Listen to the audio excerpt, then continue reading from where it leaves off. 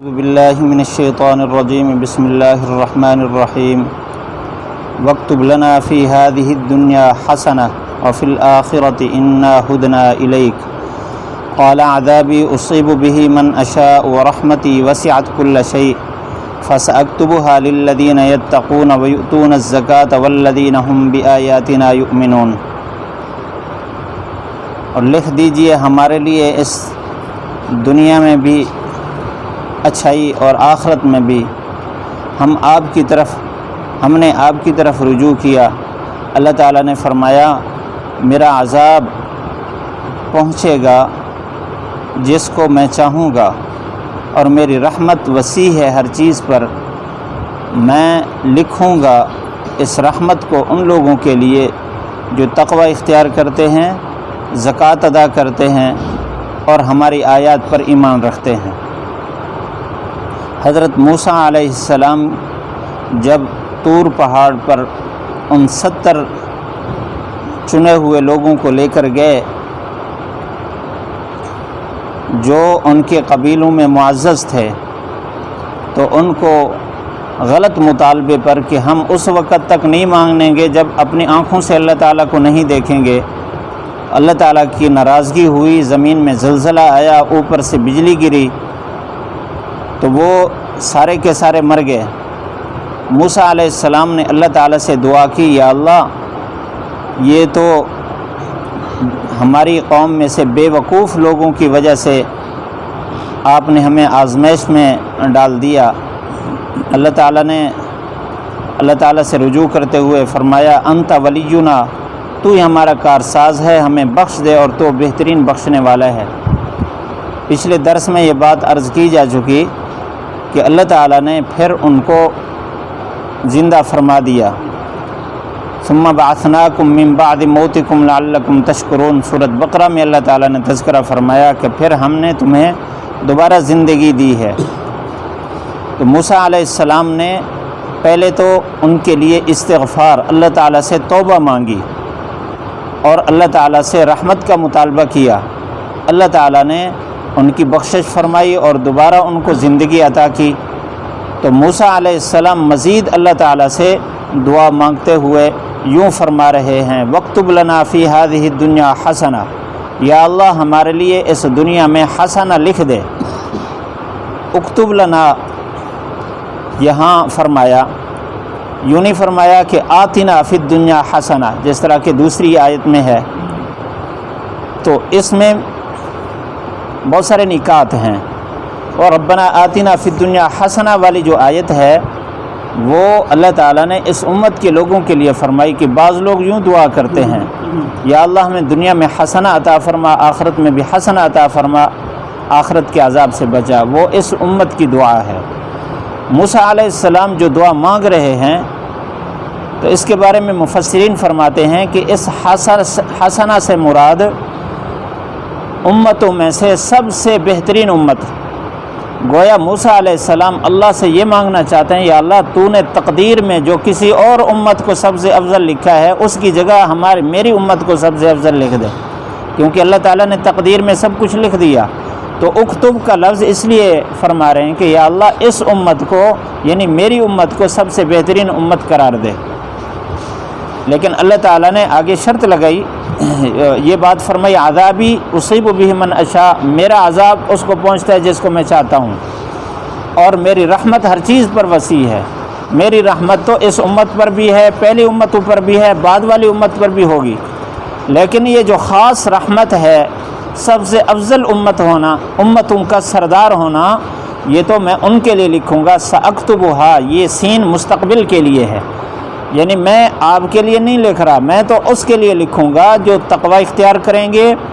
زکوٰۃ ادا کریں گے اور ہماری آیات پر ایمان رکھیں گے۔ تو یہ تینوں صفات اس امت میں پائی جا رہی ہیں، اس وجہ سے میں آخری نبی کی امت کو سب سے افضل امت لکھوں گا۔ اور مفسرین فرماتے ہیں کہ اس میں اشارہ اس بات کی طرف بھی ہے کہ حضرت موسیٰ علیہ السلام کی امت میں سے جن لوگوں نے حضور صلی اللہ علیہ وسلم پر بھی اور قرآن پر بھی پہلے سے حضرت موسیٰ علیہ السلام کی بشارت کے ساتھ ہی ایمان لے آئے، یہ کہا کہ بعد میں جو نبی آئیں گے ہم ان کو سب سے بڑا نبی مانتے ہیں، بعد میں جو کتاب آئے گی ہم ان کو سب سے بڑی کتاب مانتے ہیں، اللہ تعالیٰ ان کو بھی یہ حسنہ عطا فرماتے ہیں، یعنی ان کو بھی اس امت میں سے سب سے افضل قرار دیا ہے۔ اگرچہ مجموعی امتوں میں سب سے افضل امت پھر بھی یہی امت محمد صلی اللہ علیہ وسلم ہے۔ بعض فرماتے ہیں کہ یہاں حسنہ سے مراد، حسنہ کا معنی بڑا وسیع ہے، قرآن مجید کی دوسری آیات میں اور احادیث میں اس کے معنی کی طرف اشارے موجود ہیں، تو اس میں بڑی وسعت ہے۔ بعض فرماتے ہیں حسنہ سے مراد دنیا آخرت کی بھلائیاں ہیں، حسنہ سے مراد توبہ ہے، جو آدمی توبہ کر لیتا ہے اللہ کے عذاب سے بچ جاتا ہے، یہ دنیا میں اس کے لیے اچھائی ہے۔ انسان کی سب سے بڑی سعادت مندی یہ ہے کہ وہ آخرت کے عذاب سے بچ جائے اور دنیا میں اس کے لیے بخشش کے فیصلے ہو جائیں، اور یہ توبہ کے ساتھ منسلک ہیں۔ جو آدمی توبہ کرتا ہے اللہ تعالیٰ اس کو یہ کچھ عطا کرتے ہیں۔ اور یہ موسیٰ علیہ السلام جو حسنہ مانگ رہے ہیں، کیونکہ اللہ تعالیٰ نے ان کے لیے اس بچھڑے کے معبود بنانے پر ایک سزا متعین کر دی کہ یہ لوگ آپس میں ایک دوسرے کو قتل کریں گے، جو قتل ہو جائیں گے ان کی بھی بخشش ہے، جو بچ جائیں گے ان کی بھی بخشش ہے۔ تو اس توبہ کو کیونکہ سخت عمل کے ساتھ منسلک کر دیا، تو موسیٰ علیہ السلام یہ مانگ رہے ہیں یا اللہ ہماری اس توبہ کو آسان کر دے۔ لیکن اللہ تعالیٰ نے آگے فرما دیا کہ میری جو توبہ والی نعمت ہے اس کی آسانی آخری امت کے لیے ہے جس کے اندر یہ صفات پائی جائیں، آپ کے لیے تو، آپ کی امت کے لیے تو یہی شرائط ہیں جو میں نے کہہ دی ہیں۔ اور حسنہ سے مراد دنیاوی معاملات میں بہتری بھی ہے۔ حضرت علی رضی اللہ تعالیٰ عنہ فرماتے ہیں کہ حسنہ سے مراد نیک بیوی بھی ہے، اس لیے کہ نیک مرد کی اگر بیوی ایسی ہو جو بے دین ہو تو یہ اس کے لیے سردرد ہے اور ساری زندگی کے لیے دوزخ کا نمونہ ہے۔ تو اچھی بیوی یہ اللہ تعالیٰ کی نعمت ہے۔ حضور صلی اللہ علیہ وسلم نے فرمایا کہ جس آدمی کو دنیا میں 3 چیزیں حاصل ہو جائیں، وہ 3 چیزیں سعادت مندی میں سے ہے، نیک بیوی اور اپنا وسیع گھر اور اچھی سواری، یہ 3 چیزیں ایسی ہیں جو سعادت مندی میں سے ہیں۔ تو یہاں حسنہ سے مراد یہ تینوں چیزیں۔ اور حضرت تھانوی رحمۃ اللہ علیہ اپنی تفسیر میں اس ایسا وسیع معنی بیان کرتے ہیں جو تمام معنوں کو گھیرے ہوئے۔ وہ کہتے ہیں کہ حسنہ سے مراد ہر وہ چیز ہے جو اللہ کے ساتھ تعلق کا ذریعہ بنے، ہر وہ کام جو اللہ کے ساتھ تعلق کا ذریعہ بنے، تو اس میں حلال رزق بھی ہے اور اسی طرح زبان کی سچائی بھی ہے، اور اس کے ساتھ ساتھ انسان دنیا میں کوئی بھی خیر کا کام کرتا ہے، اپنی ذات کے ساتھ، دوسرے ایمان والوں کے ساتھ، یا آخرت کا کوئی کام کرتا ہے، اللہ کے حقوق ادا کرتا ہے یا بندوں کے حقوق، لیکن کرتا اللہ کی رضا کے لیے ہے، تو وہ بھلائی ہے اس کی۔ کیونکہ جو آدمی کوئی نیکی کا کام دنیا کے حصول کے لیے کرتا ہے، دنیاوی مقاصد کے لیے کرتا ہے، اس کا اجر اس کو آخرت میں نہیں ملے گا، تو یہ اس کے لیے حسنہ نہیں ہے۔ وفی الآخرتی، ساتھ ہی فرمایا کہ فی ہذہ الدنیا حسنہ، دنیا میں بھی حسنہ لکھ دے، وفی الآخرہ، اور آخرت میں بھی۔ اور آخرت کا حسنہ یہ ہے کہ وہاں بغیر حساب کے اللہ تعالیٰ جنت کا فیصلہ فرما دے۔ جس کو دنیا میں اچھائی مل گئی ہے اس کے لیے آخرت کی اچھائی ہے۔ دنیا کی اچھائی کا آخری معنی مراد لیا جائے کہ ہر وہ کام جو اللہ کی رضا کے لیے کیا جائے تو وہ حسنہ ہے، تو اس کا ضرور بدل آخرت میں ملنے والا ہے۔ تو آخرت میں جو آدمی عذاب سے بچ گیا، اللہ تعالیٰ نے قرآن مجید میں فرمایا کہ جو آدمی عذاب سے بچا لیا گیا، ومن زحزح عن النار وادخل الجنت فقد فاز، جہنم سے بچا لیا گیا، جنت میں اس کا داخلہ ہو گیا تو وہ کامیاب ہو گیا، یہ آخرت کی اچھائی ہے۔ یہ دعا اللہ تعالیٰ نے قرآن مجید میں بیان فرمائی ہے ہمارے لیے۔ اللہ تعالیٰ نے ہر وہ دعا جو اللہ کو پسند ہے اور قبولیت کے راستے اس نے دیکھ رکھے ہیں، اللہ تعالیٰ نے قرآن مجید میں ان کو درج فرما دیا، قرآن کا حصہ بنا دیا۔ اسی طرح حضور صلی اللہ علیہ وسلم کی زبان پر وہ سارے کلمات جاری کر دیے جو حدیث کا حصہ ہیں۔ ایسی دعائیں اللہ تعالیٰ کے ہاں قبولیت کا مقام پہلے سے پائے ہوئے ہیں۔ اس وجہ سے طواف کے اندر آپ یہ دعا مانگتے ہیں جب طواف کرتے ہیں، رکن یمانی سے لے کر حجر اسود تک ربنا آتنا فی الدنیا حسنہ وفی الآخرۃ حسنہ وقنا عذاب النار، کیونکہ یہ جگہ ایسی ہے جو اللہ تعالیٰ کے ہاں انتہائی مقبول جگہ ہے، رکن یمانی سے حجر اسود تک، تو یہ قبولیت کے سارے راستے اس نے دیکھ رکھے ہیں، اس وجہ سے یہ دعا خوب کرنی چاہیے۔ آگے فرمایا انا ہدنا الیک،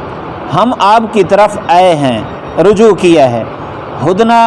ہادہ یہود سے ہو تو اس کا معنی ہے رجوع کرنا، کہ ہم نے آپ کی طرف رجوع کیا ہے، لہذا ہماری اس دعا کو قبول فرما۔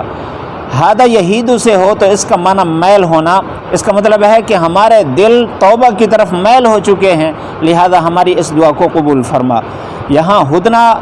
مفسرین فرماتے ہیں کہ اسی سے ان کو یہود کہا گیا، اسی دعا کی وجہ سے کہ موسیٰ علیہ السلام نے ان کے لیے ہدنا کا لفظ استعمال کیا۔ لیکن اکثر مفسرین کا قول یہ ہے کہ حضرت یعقوب علیہ السلام کے 12 بیٹوں میں سے جو بڑا بیٹا تھا اس کا نام تھا یہودا، تو اسی اولاد میں کیونکہ آگے یہ چلی ہے بنی اسرائیل، اس لیے ان کو کہتے ہیں، تو ان کے نام کی وجہ سے ان کو یہودی کہتے ہیں۔ اللہ ہی بہتر جانتا ہے اس کی اصل وجہ کیا ہے، بہرحال قرآن مجید میں بھی ان کو یہود کہا گیا ہے، اور اس لفظ کے اندر بھی اشارہ موجود ہے۔ اس حصے آیت سے ہمارے لیے سبق یہ ہے کہ موسیٰ علیہ السلام نے اپنی امت کے لیے سب سے افضل امت ہونا مانگا ہے، لیکن اللہ تعالیٰ نے پھر بھی اس آخری امت کو افضل امت رکھا ہے۔ ہمیں اس نسبت کا خیال کرنا ہے، اللہ کے نبی صلی اللہ علیہ وسلم کی برکت سے ہمیں اتنا بڑا مقام ملا ہے، لیکن یہ مقام تب ہم پا سکتے ہیں جب حضور صلی اللہ علیہ وسلم کے ساتھ ہمارا تعلق مضبوط ہو، ہم پورے کے پورے وفادار ہوں، ہمارا ہر کام سنت کے مطابق ہو، تب ہم افضل امت کے کہلانے کے مستحق بھی ہیں اور اس کے اجر کے بھی حقدار ہوں گے۔ اگر ہم دین سے دور ہو گئے، اللہ کے نبی صلی اللہ علیہ وسلم کی وفاداری سے دور ہو گئے، ہم نے سنت اعمال چھوڑ دیے، تو پھر افضل امت مجموعی طور پر تو ہم شامل ہیں، لیکن قیامت کے دن پھر ہم اگر الگ کر دیا گیا تو پھر کیا بنے گا؟ ہمیں ان الفاظ کی قدر کرنی ہے۔ اللہ تعالی ہم سب کو عمل کی توفیق نصیب فرمائے۔ اس آیت کا دوسرا حصہ انشاءاللہ کل کے درس میں عرض کریں گے۔ الحمدللہ رب العالمین، والصلاة والسلام على سید الانبیاء والمرسلین، ربنا آتنا فی الدنیا حسنہ وفی الآخرۃ حسنۃ وقنا عذاب النار۔